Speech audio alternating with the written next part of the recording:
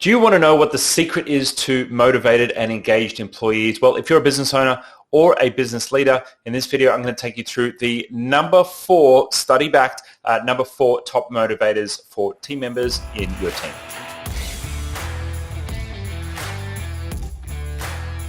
If you're new to this channel, my name is Pete Moriarty and we are a small business consultancy. We help businesses with their tech and their teams, making sure you, your team, your tech, your systems are all organized so you can build a productive team and a successful business. So if you haven't already had a look around the channel, well, check out some of our other videos. And if you like what we do, hit subscribe. And if you like this content, make sure you give us a thumbs up as well. Now, I came across a pretty phenomenal way of working with motivating and engaging employees in a workshop from one of my favorite authors by the name of Verne Harnish. And, you know, for many of us running businesses or leading teams, we're interested in getting the most out of our employees. We want to make sure that they're feeling good about the work that they're doing. We want to make sure that they're productive. And hopefully, once they're a part of our business, well, not only if they feel like they're in fair exchange and they feel like they are getting a good deal from working in the business, well, they're going to actually contribute to the success of the business and contribute to the success of the team, and they're going to put in all of their effort that we want, right? And so how do we make sure that we're actually motivating our team members? How do we connect with them and ensure that we are giving them exchange that is on their terms, something that's going to work for them? And for many people in the kind of old way of thinking with business, they would immediately default to just thinking about money, right? Oh, we'll just pay them more, or, you know, just make sure that you're paying above market salary. And that typically is the first thing that business owners will go to. But that's actually not at all the number one driver for motivation or number one driver for engagement from team members. And there have been studies that have been done, and unfortunately, I do not have a reference for the study, but if I ever chase it up, I'll put it down in the comments below. But these studies have actually determined from employees what their motivators are, what their drivers are. And so I want to actually share some of that data with you today and share from this data how you might be able to implement it with your team as well. So if that sounds good, stick around. We're going to jump into it. So I'm going to share the top 4 motivators for employees based on the study that was done that was shared to me by Verne Harnish. And interestingly, coming in at number 4 is compensation. It's the number 4 highest driver for team members. And if you think about this, if you've ever been in a situation, whether it's a job yourself or whether you've been working on a project or you've been around something where you've been compensated for your time and you've had that sense or that feeling within you that, you know what, this is just not worth my time.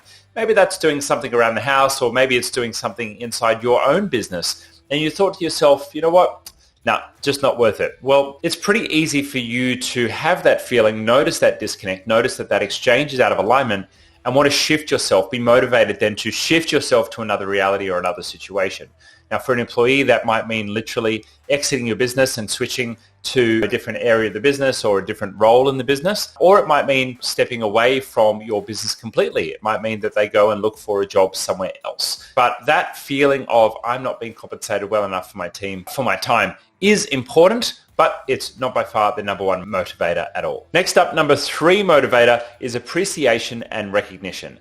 Am I being appreciated by those around me? Am I being recognized for who I am and for what I'm doing?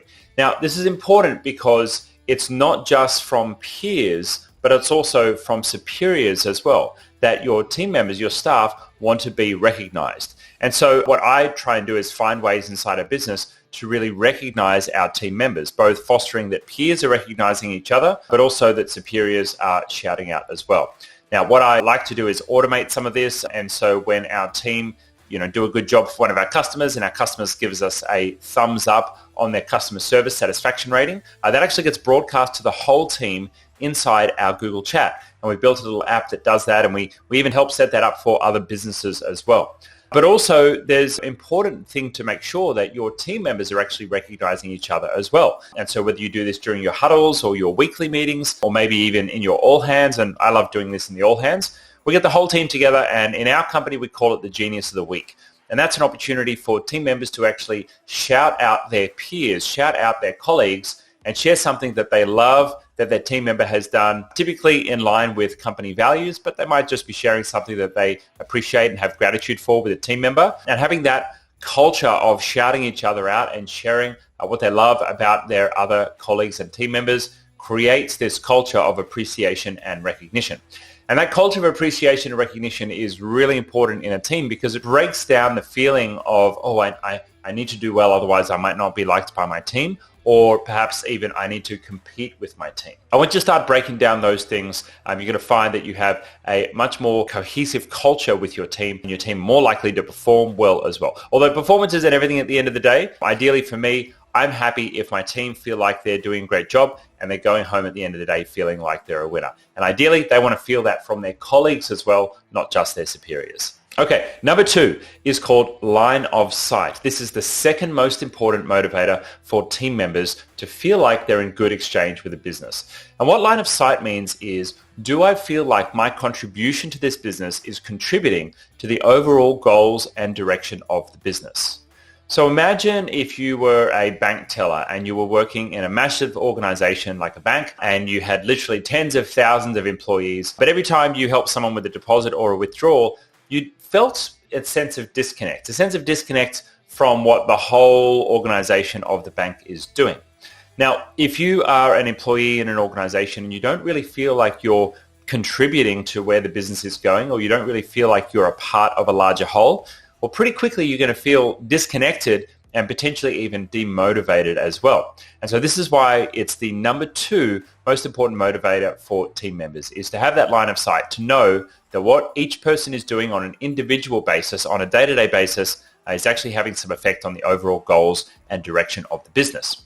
Now, personally, I'm a big believer in a business being transparent with its strategy and also its finance as well. And not everyone agrees with me on this. Quite often I'll have business owners who say, oh no, that's scary, Peter. You shouldn't be sharing finances with the team because then they'll know how much money you're making. Then they'll know exactly where the business is at, or maybe they'll be concerned about the health or the safety of the business. And I would say, yes, it's important to be mindful about exactly what details you do share with the team. The business is in financial strife 1 month, but it's probably going to turn around in another month or 2. It's probably not the kind of thing where you want to ring the alarm bells and, let the whole team know that everything's in strife in the business.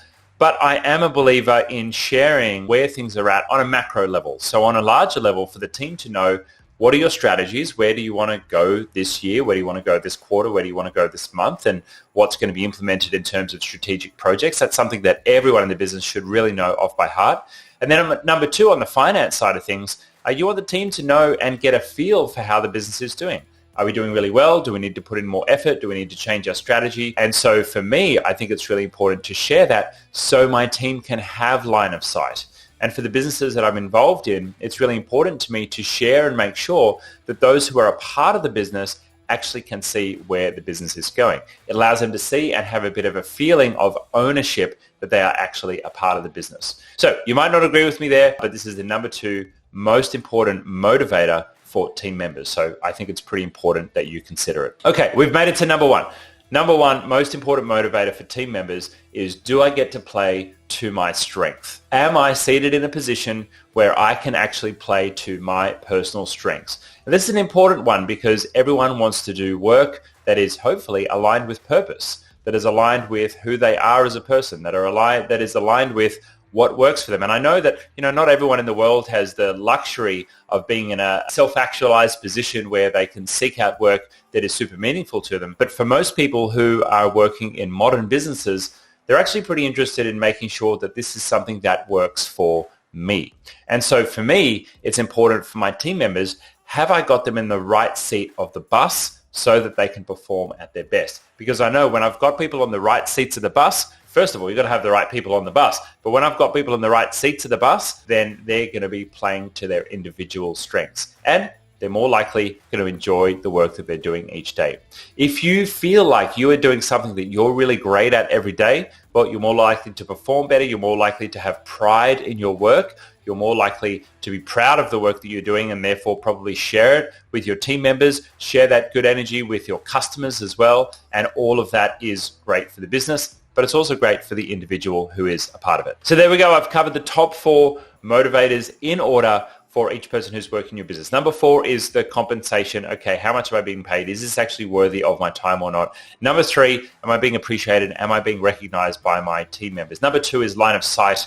And number 1, am I playing to my strengths? So if you're looking to motivate your team, if you're looking to get more performance from your team, it's probably going to be a combination of each of these different qualities, of each of these different areas for you to improve that performance and work out with your team.